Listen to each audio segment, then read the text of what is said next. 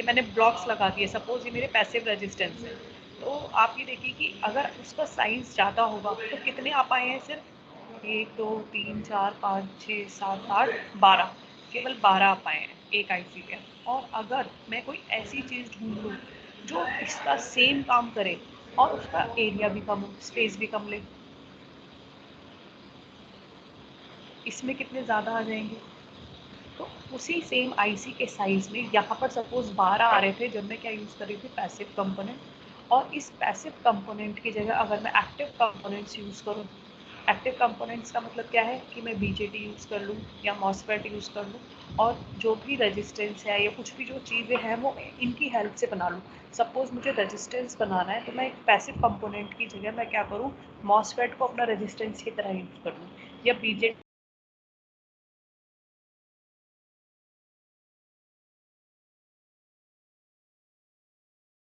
में आईसी का जो स्पेस रिक्वायर्ड है। I am audible class? I yes am ma'am. Yes audible? Ma'am. Okay okay.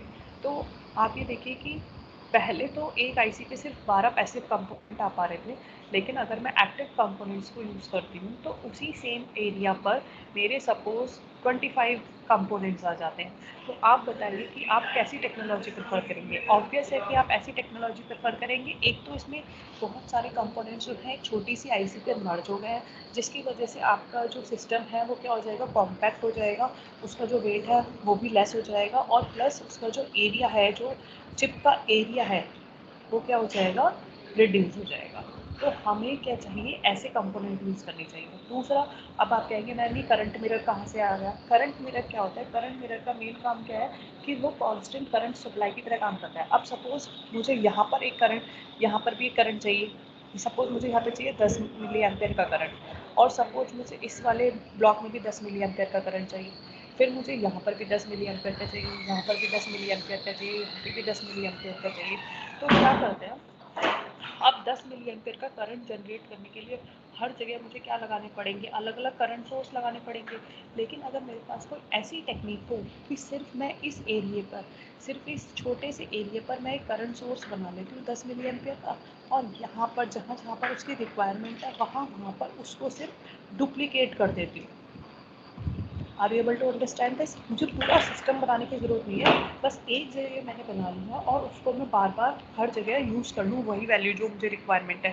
तो इस प्रोसेस को हम क्या कहते हैं, इसको हम नाम देते हैं करंट स्टीयरिंग। मैं यहाँ पे सफाई से लिख देती हूँ, करंट स्टीयरिंग।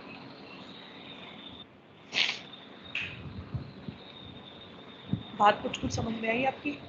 और इस करंट स्टीयरिंग प्रोसेस को पूरा करने के लिए वी नीड करंट मिरर्स। तो हमें एक ऐसे सर्किट्स की ज़रूरत है जो हमारे करंट की वैल्यू को डुप्लीकेट कर दें विदाउट एनी डिस्टॉर्शन और without the effect of the load resistance.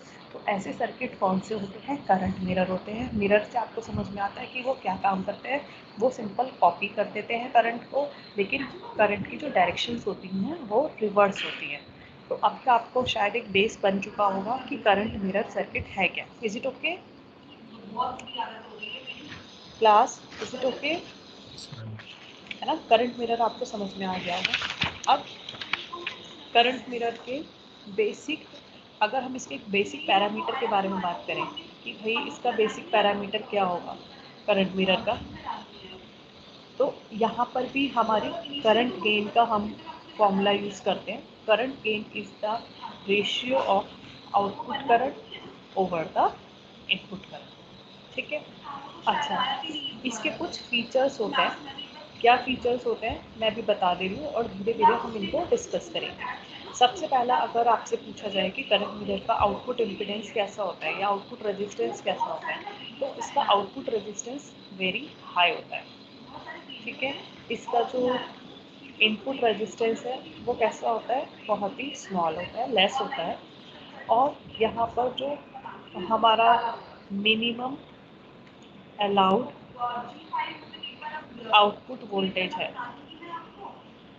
वो कैसी है, बहुत ही कम है। आउटपुट पर जो सबसे मिनिमम वोल्टेज रिक्वायर्ड है वो बहुत ही कम रहती है।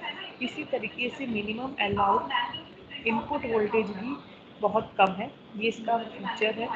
और लास्ट पॉइंट जो है कि यहाँ पर जो हम करंट गेन की बात कर रहे हैं, ये करंट गेन कैसा होना चाहिए, ये करंट गेन कांस्टेंट होना चाहिए। ऐसा ना हो कि मैं आईसी में उसे यूज़ तो करती हूँ, कहीं पे तो वो मुझे जो फैक्टर है गेन का वो 2 है और कहीं पर गेन का फैक्टर 3 है। तो जैसे जैसे मेरी रिक्वायरमेंट है उसके हिसाब से वो काम करना चाहिए। ऐसा नहीं है कि सप्लाई वोल्टेज के साथ या फिर अगर आपका टेम्परेचर चेंज हुआ तो वो चेंज हो जाए, ऐसा नहीं होना चाहिए। इनका चेंज से इफ़ेक्ट नहीं होना चाहिए कि भाई टेम्परेचर चेंज हुआ तो आपका करंट जो है चेंज हो गया। अब जो बेसिक है कि ये जो करंट मिरर है ये बनते कैसे हैं, किसकी हेल्प से बनते हैं, तो उसमें 2 टाइप से बन सकते हैं। एक तो बीजेटी से बन सकते हैं और एक हमारे मॉसफेट से बन सकते हैं। तो पहले मैं बीजेटी वाले बताऊंगी क्योंकि बीजेटी वाले ही आपके लिए इम्पॉर्टेंट है। उससे पहले हम कुछ इसके एडवांटेजेस डिस्कस कर लेते हैं। इसके एडवांटेजेस क्या है कि ये एक्टिव डिवाइस की तरह यूज़ हो सकते हैं, एक्टिव लोड की तरह हमारे करंट मिरर जो है यूज़ होते हैं। और इसकी वजह से क्या होता है, चिप पर हमारा एरिया क्या लगता है, कम लगता है। चिप का मतलब आपकी आईसी हो गई, राइट। देन आप जब अगर आप करंट मिरर सर्किट को यूज़ करते हैं तो आपकी जो वीसीसी होती है या वीडीसी होती है, हमारी जो सप्लाई वोल्टेज होती है वो भी हमें बहुत ही कम सप्लाई वोल्टेज की रिक्वायरमेंट होती है। रिक्वायरमेंट इज लेस, ठीक है। और यहाँ पर आउटपुट जो रेजिस्टेंस है वो क्या होता है, बहुत हाई होने की वजह से, जो हमने पढ़ा है इसका एक फीचर है, आउटपुट रेजिस्टेंस हाई होने की वजह से यहाँ पर जो वोल्टेज गेन होता है that is also very high, ठीक है। these are some advantage of the current mirror and what are the applications। क्योंकि अब आपका एमसीक्यू होगा तो कुछ भी छोटे छोटे क्वेश्चन आ सकते हैं।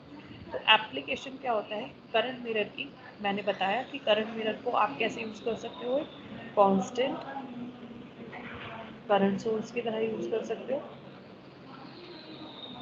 Second application of the current mirror circuit है कि आप उसे एक्टिव लोड की तरह यूज़ कर सकते हो, ठीक है। ये प्लीज़ दोनों पॉइंट बहुत इंपॉर्टेंट है, इन दोनों पॉइंट को आप याद कर लीजिए, ठीक है, बहुत इंपॉर्टेंट है ये दोनों। ये आपके मतलब एमसीक्यू में पूछने के लिए बहुत ज़्यादा प्रोबेबिलिटी है क्योंकि ये दोनों ही क्वेश्चंस आपके बनते हैं, ठीक है। अब सबसे पहले जो है हम इसके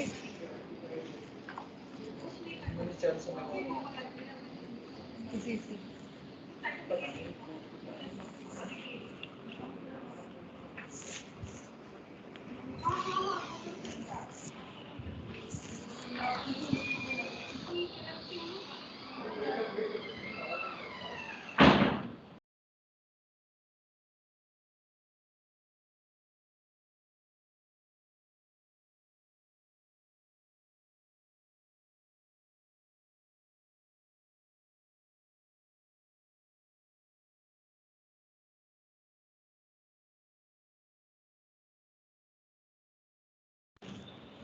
यस स्टूडेंट्स,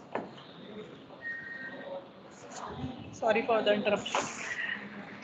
अब आप इसके टाइप्स हैं, इसके 2 टाइप्स के सर्किट्स हैं। वन इज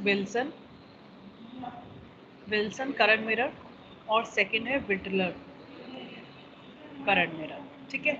इन दोनों सर्किट्स को पढ़ने से पहले हमें पहले बेसिक करंट मिरर को समझना जरूरी है।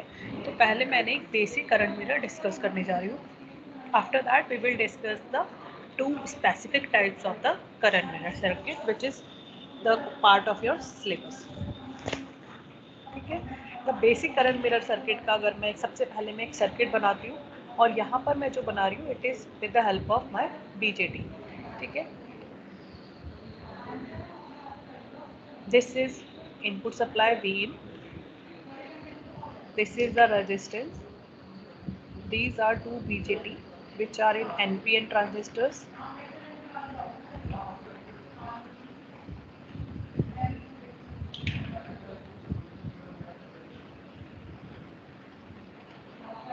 This is transistor Q1, this is transistor Q2. This is the basic circuit. ये Q1 है, ये Q2 है, दोनों ही मेरे क्या है, NPN ट्रांजिस्टर्स है। इसको मैं ऐसे सर्कल कर दूँगी। यहाँ पर एक पॉइंट आपको याद करने की ज़रूरत है कि ये दोनों बैक टू बैक कनेक्ट है, साथ में इसका ये वाला जो नोड है, this node is connected to this point. Okay, the collector terminal of the base of the transistor Q1 is connected to the base of the Q1 and Q2. ठीक है, अब हमारे जो दो करंट इक्वल हम बात कर रहे हैं वो इन दोनों करंट के बारे में बात कर रही हूँ। यहाँ पर जो करंट है it is represented by I out and this is my input current. Input current दिखा सकते हैं और बहुत सारी बुक में इसको आई रेफरेंस के नाम से भी रिप्रेजेंट किया गया। तो according to the definition of the current mirror circuit, क्या कहता है करंट मिरर सर्किट कि भाई इनपुट करंट जो है वो आउटपुट का सेम है। क्या है, this is my current mirror और ये मेरा आई रेफरेंस है और ये मेरा आई आउट। तो बेसिकली मैग्नीट्यूड वाइज अगर हम बात करें तो इट इज़ सेम, बट अगर हम डायरेक्शन वाइज बात करें तो डायरेक्शन इज रिवर्स। ठीक है, यहाँ पर मैंने दो ट्रांजिस्टर यूज करे गए हैं Q1 and Q2। Both the transistors are identical. ये अभी हम प्रूफ करने जा रहे हैं कि ये दोनों वैल्यूज कैसे इक्वल है। तो both the transistor Q1 and Q2 are identical. Identical का मतलब क्या है कि इनके हर एक पैरामीटर्स जो है वो बिल्कुल सेम टू सेम है। और यहाँ पर आप देखेंगे कि ये जो है बेस एंड कलेक्टर किसका of Q1 is short circuit. और ऐसी कॉन्फ़िगरेशन को जहाँ पर बेस और कलेक्टर हमारे शॉर्ट सर्किट होता है इसको हम बोलते हैं डायोड कनेक्टेड। ठीक है, इसी तरीके से अगर मॉसफेट में आपका जो है ड्रेन एंड गेट जो है अगर हम मॉसफेट के बारे में बात करते हैं, अगर वो शॉर्ट सर्किट है तो they are also known as diode connected. तो इस पॉइंट को आपको याद रखना है। अगर आपसे पूछ लिया जाए एमसीक्यू में कि डायोड कनेक्टेड क्या है तो आप बता सकते हैं कि बीजेटी के बारे में अगर के बारे में डिस्कस कर रहा है तो बीजेटी में बेस और कलेक्टर के बारे में बात होती है, लेकिन अगर मॉसफेट के बारे में बात कर रहा है तो it will be drain and gate region. तो this is the basic current mirror circuit. अब आप बोलेंगे कि भाई ये करंट कैसे इक्वल आ रहा है, इसके लिए एक छोटा सा डेरिवेशन है। And before starting with the derivation part let us understand the different potential and the current values. So this potential is, the potential between these two terminal is VBE1 and the potential between these two terminal is VBE2. This current is IB1, this current is IB2, and the total current in this green colored wire is 2 IB, and this is IC2 and this is IC1. I hope the current and voltage notations are okay. Are you okay with the current notation? Because this derivation is very much important.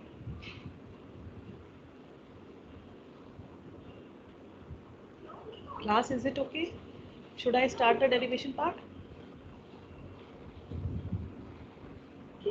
Please reply. I am audible. Yes, ma'am. चलो, अगर ये figure दिख रहा है तो मुझे ये बताओ फिगर से कि VBE1 और VBE2 में क्या रिलेशन है। What is the relation between VBE1 and VBE2?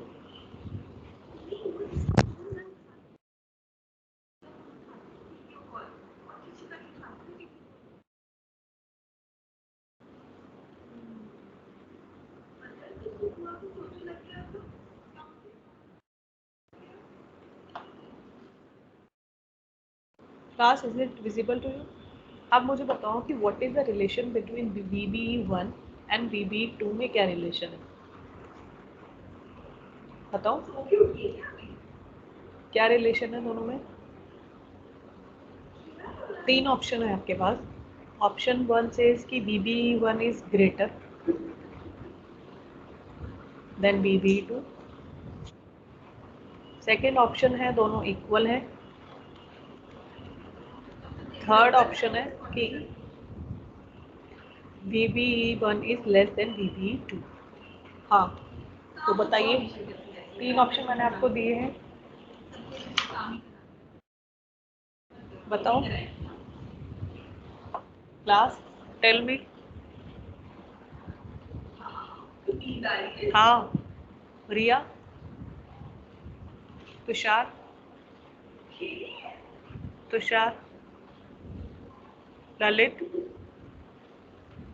हाँ तुषार बताइए क्या रिलेशन है, which relation is true for the given circuit. Umesh, Tushar attendance नहीं हो रही है यस प्लीज। मैम। हाँ उमेश बताओ बच्चे, इनमें से तीनों से जो मैंने तीनों ऑप्शन दिए हैं उसमें उसमें से विच वन इज करेक्ट।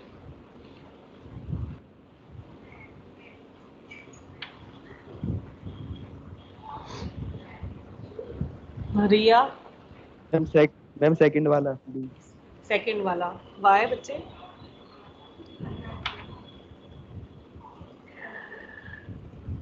बताइए why, what is the name, what क्या नाम है बच्चे आपका। मैम उमेश बताओ। पा उमेश, वेरी गुड उमेश, आपका आंसर तो सही है। लेकिन अब आप मुझे थोड़ा सा ये बताइए कि ये आपने ऐसा क्यों कहा कि दोनों आपको सेम दिख रहे हैं, ऐसा क्या है। मैम वोल्टेज दोनों तरफ का सेम आएगा ना। हाँ कैसे, कोई तो आपने कैलकुलेशन, चलो मैं आपको इसका जवाब दे देती हूँ। देखो बच्चे, VB1 और VB2 की अगर हम बात करें तो क्या होता है, ये इसके इक्वल है ना। और यस आप मैम। देख सकते हैं कि VE1 और VE2 किसके इक्वल है, ये दोनों ग्राउंड है, ये भी ज़ीरो है, ये भी ज़ीरो है, तो ये हट जाएगा। और अगर VB1 VB2 देखें तो ये दोनों VB1 है और VB12 जो है ये दोनों ऑलरेडी शॉर्ट है। तो इस वजह से आप ये कह सकते हैं कि मेरा VBE1 पोटेंशियल VBE2 पोटेंशियल के इक्वल है। ठीक है। अच्छा, अगर अब आपसे ये कह दिया जाए कि भाई अगर इनके बेस की वोल्टेज इक्वल है, अगर आपकी इनके बेस की वोल्टेज इक्वल है तो इनके जो बेस करंट्स हैं वो भी इक्वल होंगे, क्योंकि दोनों ट्रांजिस्टर कैसे हैं, आइडेंटिकल ट्रांजिस्टर्स हैं, सेम है, बिकॉज आइडेंटिकल ट्रांजिस्टर्स हैं। और अगर इनके बीटा 1 और बीटा 2 भी मैंने कह दिए सेम है, तो मैं कह सकती हूँ कि इनका IC1 is equal to IC2 भी है। और आप इस फॉर्मूले से भी निकाल सकते हैं, IS is equal to e⁻BVB upon eta VT। तो आप देख सकते हैं ये ट्रांजिस्टर आइडेंटिकल होने की वजह से ये भी सेम है दोनों का, ये भी सेम है, ये भी सेम है, और ये वाली पोटेंशियल भी दोनों की सेम है। तो IC1 is equal to IC2 आप रिलेशन निकाल सकते हैं। अब हम जरा इसको डेरिवेशन को देखते हैं। ये देखिए, ये सर्किट आपको दिख रहा है। अगर आप क्या लगाएं, अपना KCL लगाते हैं।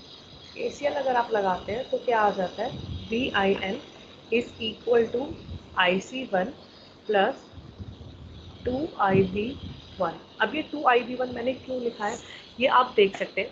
देखिए ये आई इन जो है यहाँ पर करंट जा रहा है, ये किसके इक्वल है, IC1 के, प्लस 2IB1 मैंने इसलिए लिखा है क्योंकि यहाँ पर दोनों का बेस करंट सेम है।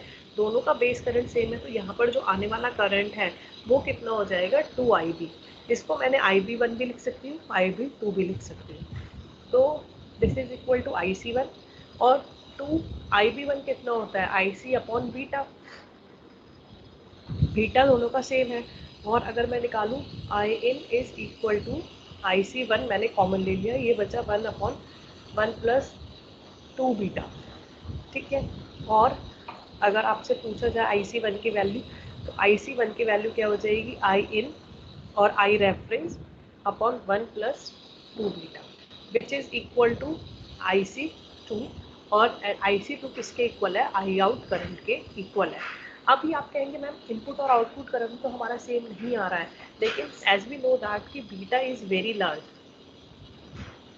बीटा की वैल्यू बहुत ज़्यादा होती है, तो 1/बीटा की वैल्यू बहुत कम हो जाएगी।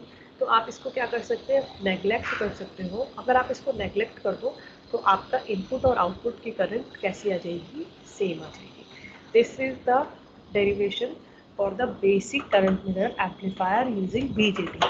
Similarly, you can do with the help of MOSFET.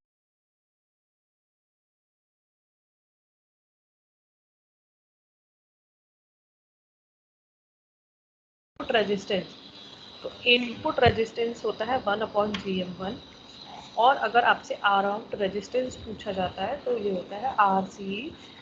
इनके डेरिवेशंस मैं नहीं करा रही हूँ, बट आपको नोट्स में अवेलेबल होंगे, क्योंकि इतना जो है इतने इम्पॉर्टेंट नहीं है। Is it okay class? चलिए, नाउ ये तो हमने इसका बेसिक करंट मिरर सर्किट देखा है। जो हमने दो टाइप के अपने सर्किट, इस करंट मिरर टाइप के सर्किट हमने बताए हैं, type of CM current mirror कौन कौन से हैं, विल्सन एंड विटलर। तो सबसे पहले मैं विल्सन टाइप का करंट मिरर बता रही हूँ। विल्सन करंट मिरर, विल्सन नाम इसका क्यों कहा गया? It is based on the name of the scientist who discovered it, and the name of the scientist is George Wilson.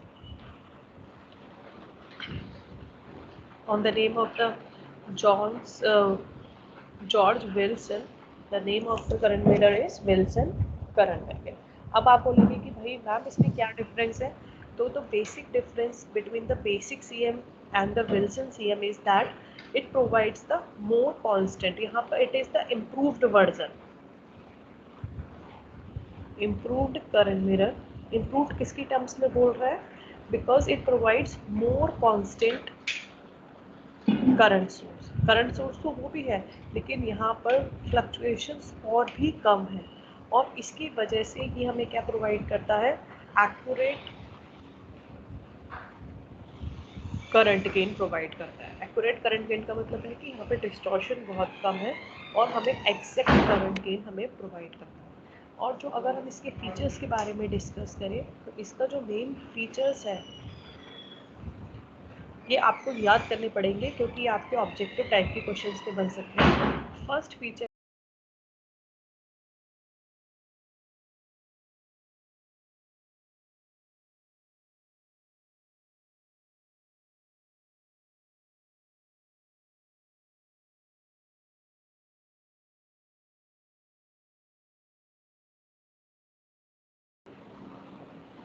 आपकी Q3 कहाँ से आया? अब हम इसका सर्किट जरा देख लेते हैं। यहाँ पर हम 3 ट्रांजिस्टर्स यूज करेंगे, तीनों ही हमारे क्या है, BJT ट्रांजिस्टर्स हैं।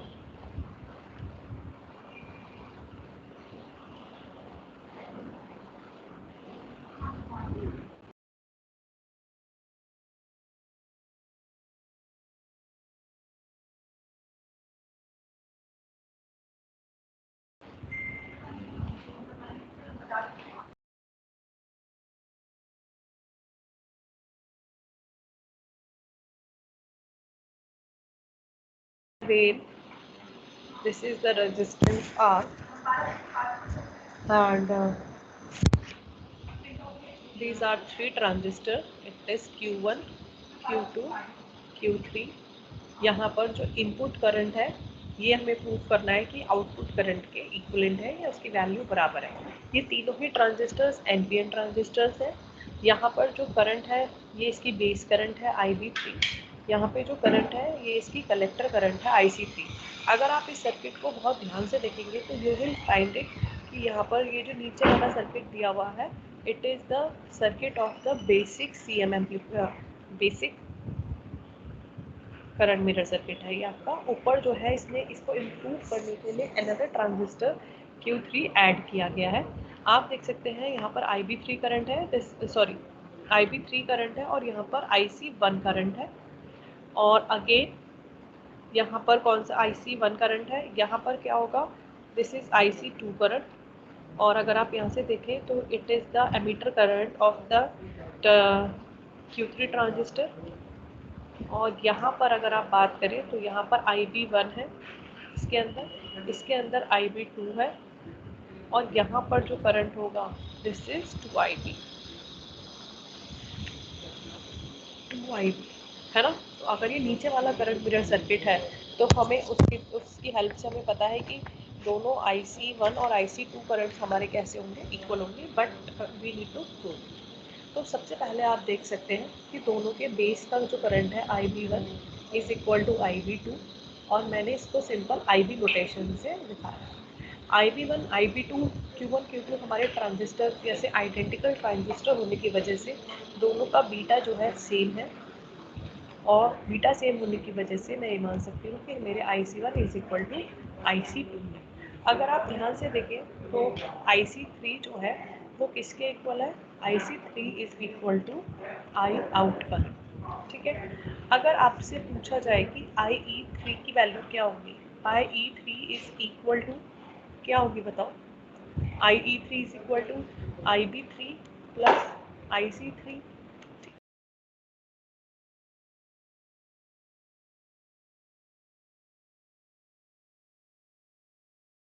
IE3 की वैल्यू पूछी जाए, it is equal to IC3 into 1 plus beta, और IC3 किसके इक्वल है, IC3 is equal to I out के इक्वल है। तो आप इसको ऐसे लिख सकते हैं IE3 के इक्वल, ठीक है। इस इक्वेशन को नाम दे दीजिए इक्वेशन 1, ठीक है। देन यहाँ पर हम कुछ KCL लगाएंगे।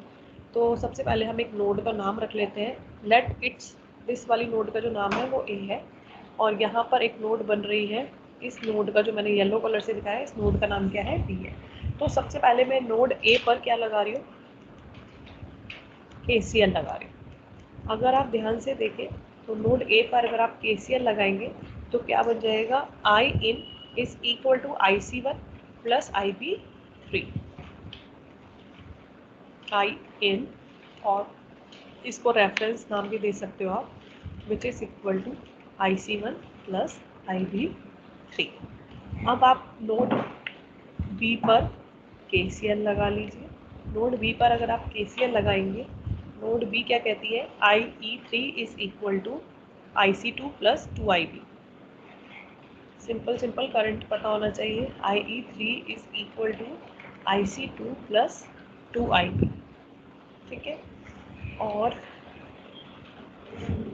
IC2 प्लस, अगर आपको इसको इस करंट की टर्म्स में लिखना है तो आप इसको लिख सकते हैं, इसको IB2 मान लीजिए, कुछ भी मान लीजिए, ये हो जाएगा IC2 अपॉन बीटा अपॉन 2। तो यहाँ से IC2 कॉमन ले लीजिए, ये बचेगा 1/2, 1 प्लस 2 बीटा IE3। इसको इक्वेशन नंबर 2 डाल दीजिए। अब इक्वेशन 1 में आप देख सकते हैं IE3 की वैल्यू निकाली है, इक्वेशन 2 में भी मैंने IE3 की वैल्यू निकाली है, दोनों को आप इक्वेट कर दीजिए, इक्वेटिंग 1 एंड 2।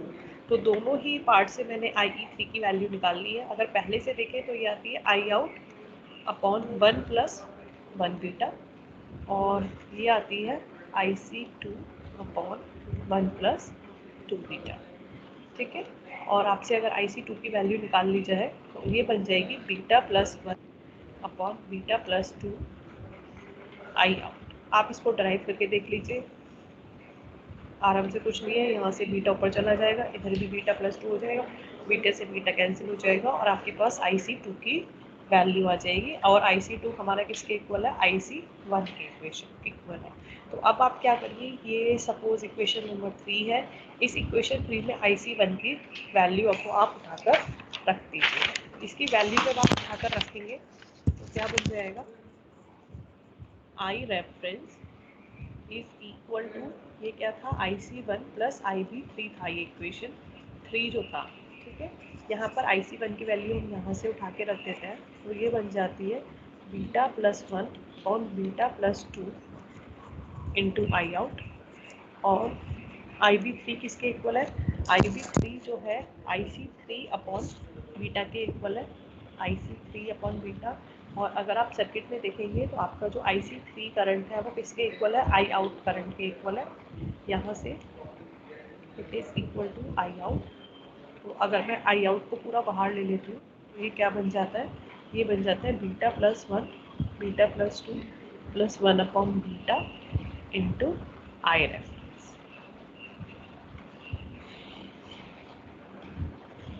ठीक है, और यहाँ से हमें एक रिलेशन मिल जाता है आई रेफरेंस और आई आउट का। ठीक है क्लास, इज इट ओके? ये आपका विल्सन करंट मिरर है। इस विल्सन करंट मिरर को हम यूज़ करते हैं जब हमें हाई आउटपुट रेजिस्टेंस की जरूरत होती है। Is it okay class? इससे रिलेटेड अगर टाइम रहा तो मैं आपको न्यूमेरिकल